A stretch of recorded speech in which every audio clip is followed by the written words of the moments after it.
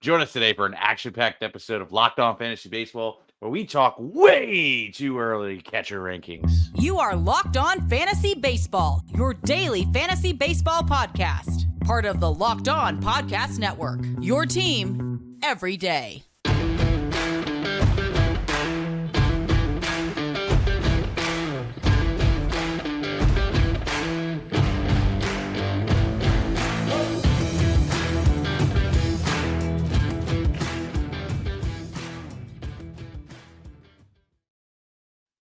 Hello, Locked On Fantasy Baseball fanatics, and welcome to the Locked On Fantasy Baseball podcast, brought to you by Locked On Sports Network, your team every day.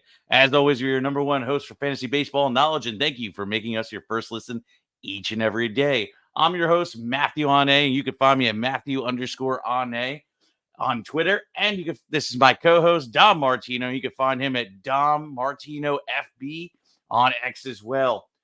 You can find us on all social media platforms, podcasting apps, and please, if you can, please leave a 5-star rating or review on Apple or Spotify. And if you're watching on YouTube, please click the bell below so you can get an alert every time we drop a new episode.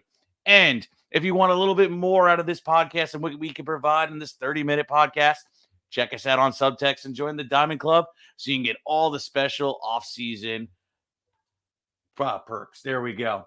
Today's episode is brought to you by FanDuel. Make every moment more right now. New customers get a $150 in bonus bets with any $5 bet.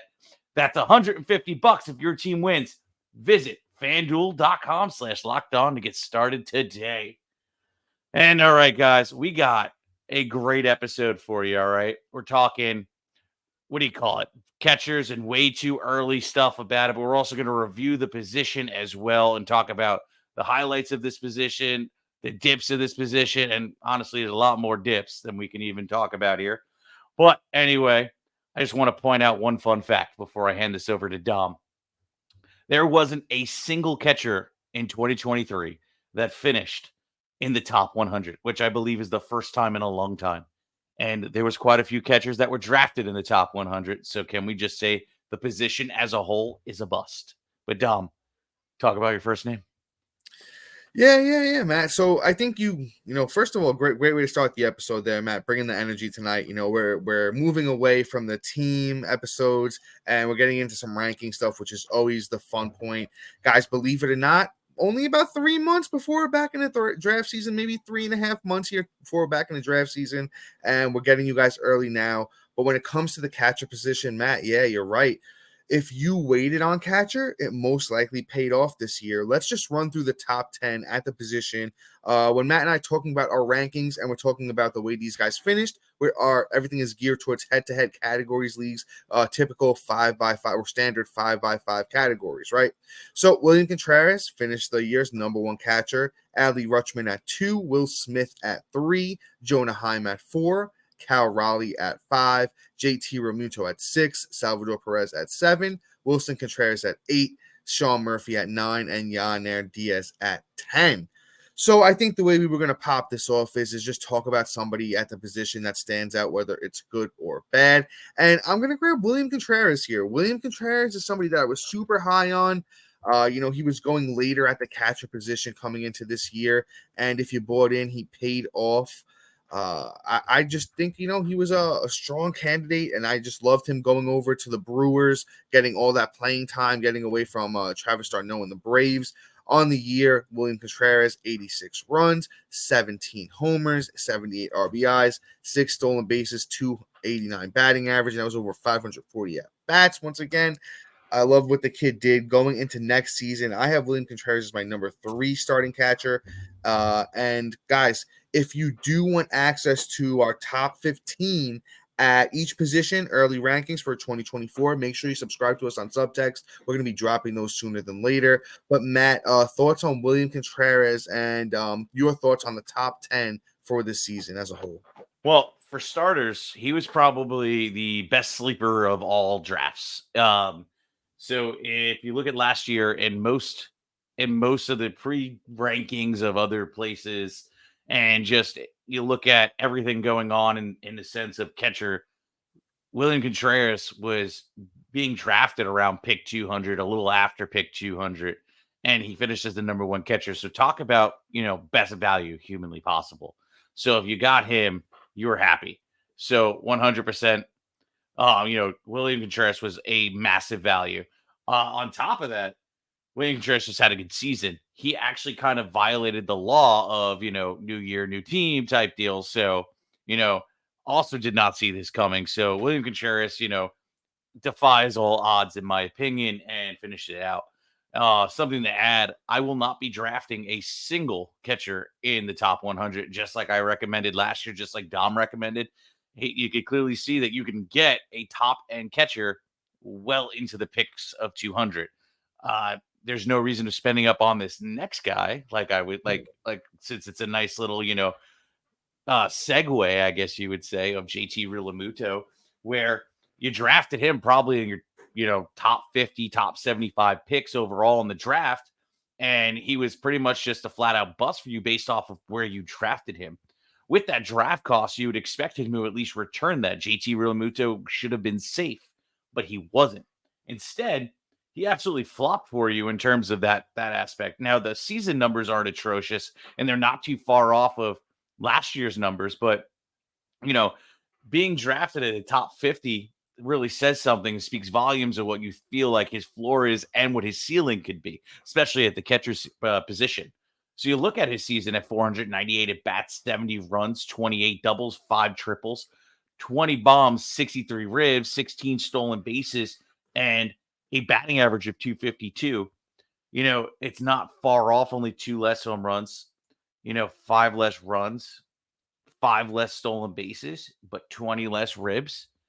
So, and the batting average was about 20 points down too. So you look at this as a whole and you're like, well, what happened to him?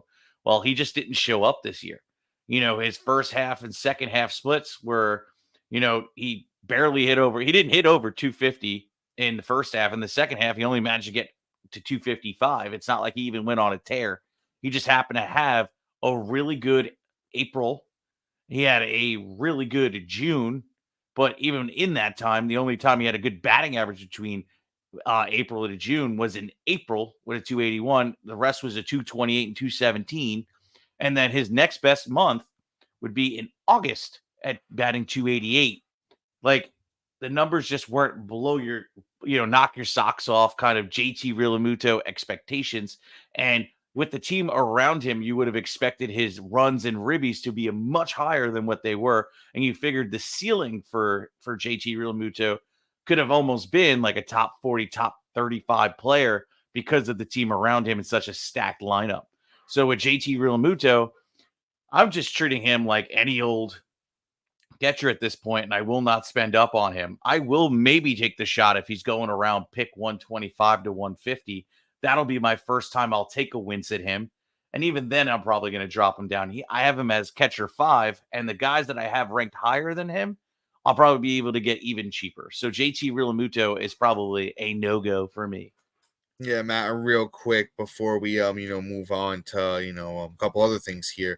JT Realmuto's coming off the board so far. Early ADP. Once again, for this early ADP, we're using NFBC, which is the National Fantasy Baseball Championship, which is one of the most renowned platforms to play competitive fantasy baseball on. So far, they've had 24 drafts for 2024. JT Realmuto picked 68. But with that being said, we're going to talk more about things for next year with catcher. We do have a quick ad for you guys.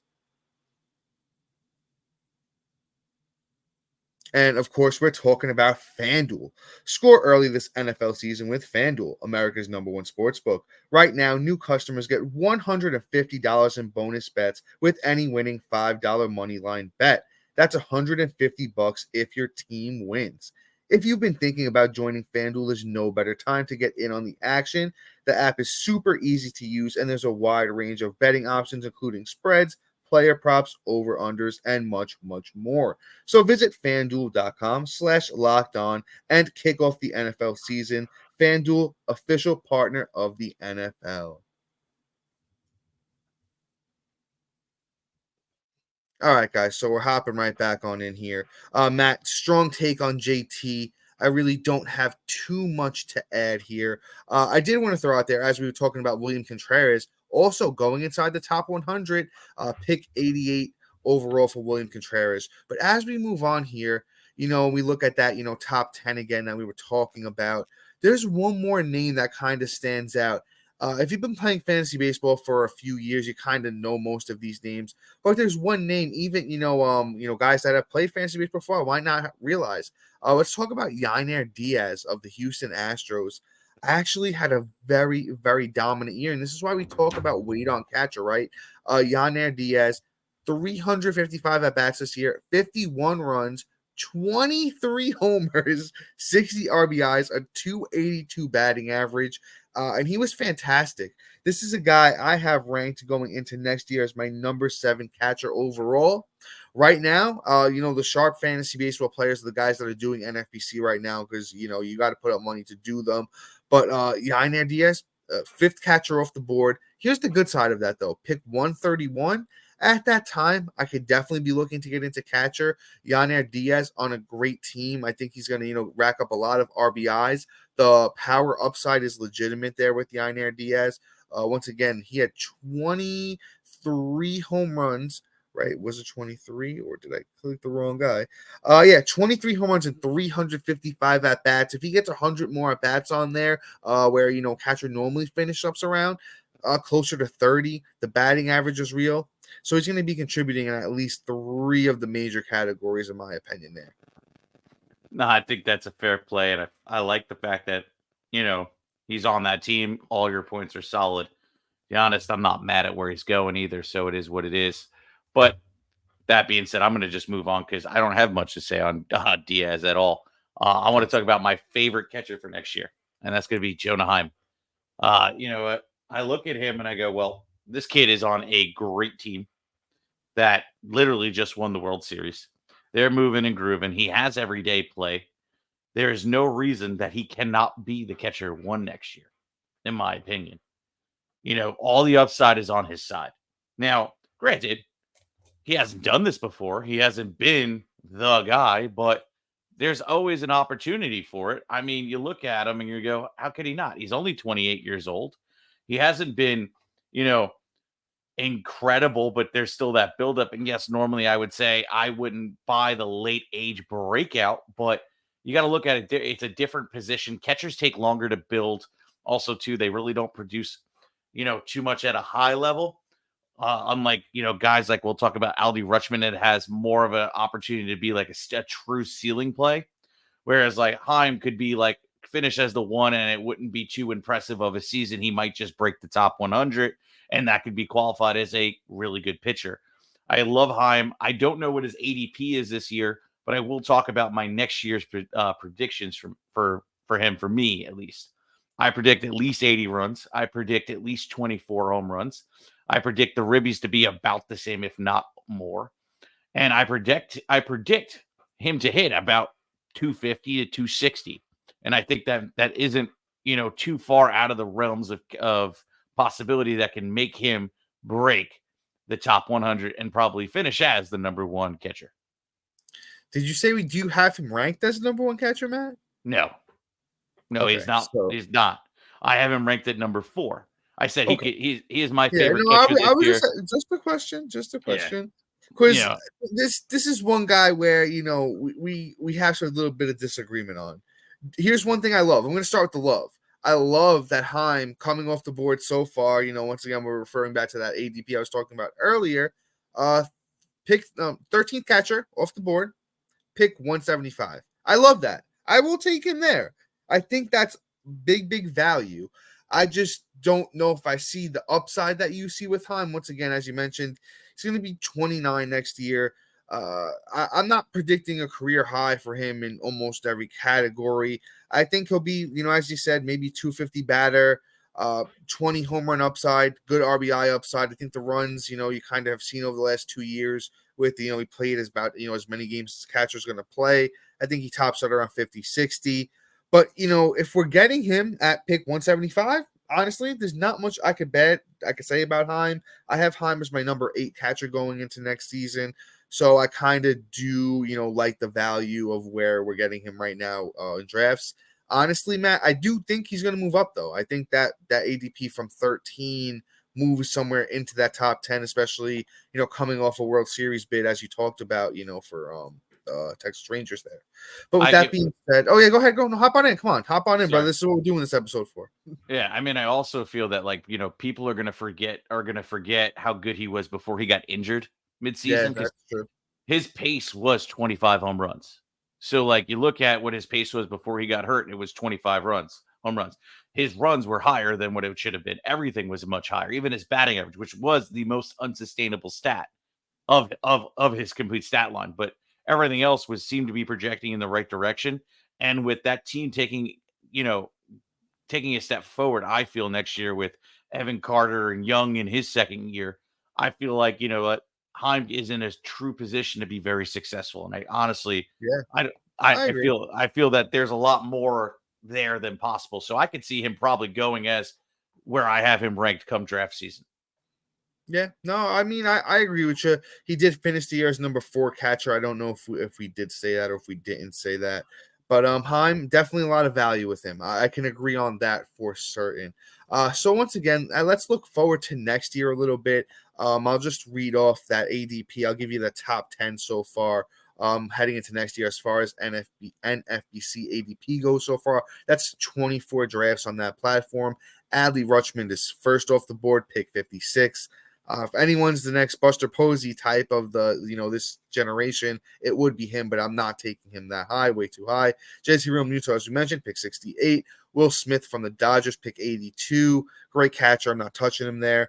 William Contreras, 88, as we mentioned. Yainer Diaz, catcher 5, pick 131. Sean Murphy, interesting character. Up and down season, finished the year really slow, but great team, Atlanta Braves. Catcher 6 off the board, pick 144. As we get into this area, this is where I'm starting to think about guys. I like Yainer Diaz, Sean Murphy, a little bit iffy on, but I do like the upside there.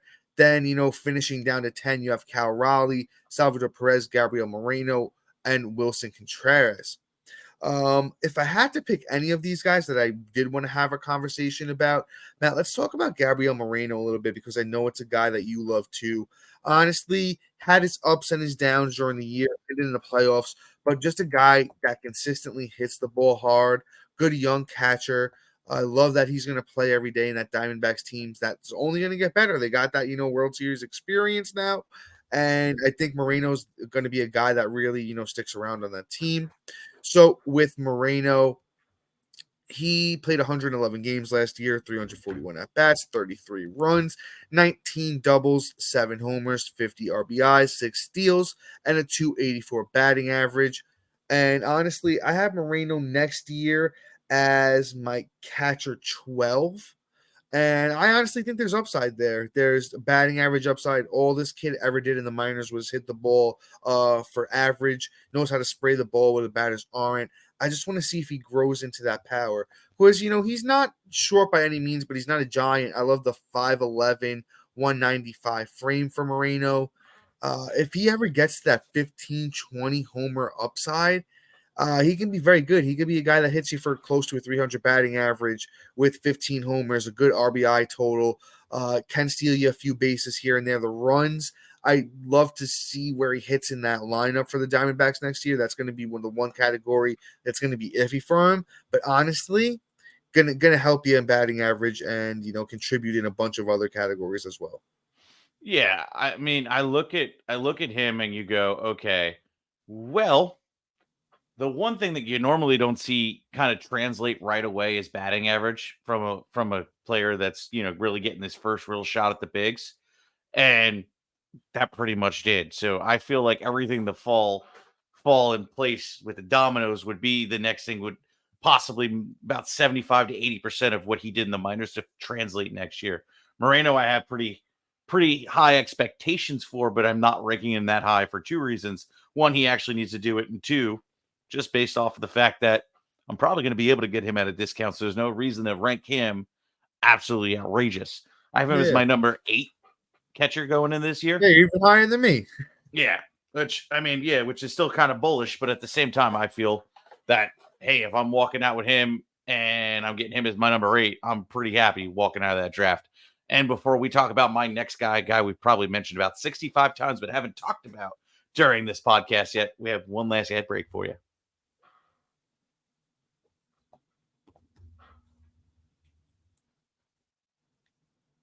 All right. So we're going to talk about Mr. Adley Rutschman. I mean, he is my number 2 catcher on the year. I'm just going to state that right off the bat. And reason being he's not my 1 is I actually just want to see him really take the step forward where, like, I think he goes full-blown Buster Posey, which I think this is the year. Do not get me wrong. And the stats on the year are absolutely incredible. It just took him a little bit to get going this year. And that was like my biggest gripe. And I don't know if he's a slow starter. And this is just kind of what we're going to essentially see is, well, I'm sorry, he really wasn't a slow starter. What am I talking about? Um, but essentially, are we going to see a little bit of, growth next year? Or this is pretty much who he is. You look at his stats on the year, and he had about 588 at bats, which I don't know too many catchers that even got that many at bats this season. You know what I'm saying? And then he had 84 runs, 20 bombs, 80 ribs, a stolen base, and batted 277. Adley 100% could prime and repeat this, and in my opinion, would be worth almost any pick. That would be after pick 50 for me. But at the same time, I also don't just don't spend high on catchers in general. So it is what it is. I think the batting average is going to be more of a close to about like a 300, if not like a 280. This kid just has a whole nother level of everything that I think that he could be monstrous at the position. So honestly, I don't know his ADP. I'm hoping Dom knows, but let's just put it this way. If Adley Rutschman ends up as a top 50 player next year on the year finishing, I'm not going to be surprised. Yeah, Matt, you're spot on pretty much everything there. I do have his ADP pulled up once again. Number 1 catcher off the board so far. As far as NFBC ADP goes, pick 56. I'm not pulling the trigger there, but here's the thing. I'm not mad at you if you do. I'm not scolding you if you do. Matt, I think you said it like 3-4 times. There is another level here for Adley. I can attest to it. I've seen him play before, and he's just every bit of the 6'2", 230 that he's listed as. Matt and I both said it. Next Buster Posey type. I think there's 30 home run, 100 run, 100 RBI. I think he could even steal a few bases. I think there's 5, to 7 steal, potential here. He's helping you in points leagues. I know Matt and I don't always talk about those points leagues, but 92 walks to 101 strikeouts last year for Adley. That 277 batting average could be a lot better. But, Matt, you hit the nail on the head with him. I have Adley as my number 1 catcher in my rankings going into next season. Just a kid that does everything well. I'm so excited to, see him play baseball in, the NL East. I mean, the AL East with our Yankees for, 10 to 15 years to come. But when we're talking about the catcher position and, Matt and I are getting towards the end of this episode here, I want to move into like the bargain barrel, right? You start looking at catchers like, where can I really, capitalize at the position for next year, right? And I don't know how this is possible. And I don't know if you watched, the podcast at all last year or listened to the podcast at all last year. It's one of my favorite guys. We can't be catcher episode without Mitch Garver, right? So I'm going to start off, just saying this. I don't know what's going on with this NFBC ADP so far for next year, but, Mitch Garver's coming off the board as catcher number 16, pick 218. And if that is a real thing going into next season, I will have Mitch Garver on every single one of my teams going into next season. But I will most likely be handcuffing him as well, because the one thing with Mitch Garver, the one caveat before I go on, a love tangent here with Mitch Garver is he's been quite injury prone over his career. So Mitch Garver did play 87 games this season, 296 at-bats, 45 runs, 11 doubles, 19 homers, 50 RBIs, 44 walks to 82 strikeouts, and he had a 270 batting average as well. That's kind of who Mitch Garver is. That's what he does. When he's healthy, he can hit for batting average. He can hit for power. Mitch Garver is a free agent heading into next year. So we'll see where he lands, but I really do like the upside as far as a catcher that's going after pick 200 so far, going into next year. And he was a monster in the playoffs as well. Could hit a bunch of home runs in the playoffs. I have Mitch Garver as my number 6 catcher going into next season. Probably going to come down a little bit, but that kind of just shows you how high I am on Mitch Garver going into next season. Absolutely love how things are looking as far as ADP goes, where he's coming off the board after pick 200. Oh man, that ranking just hurts me to hear. It's high. It's high. It's definitely high.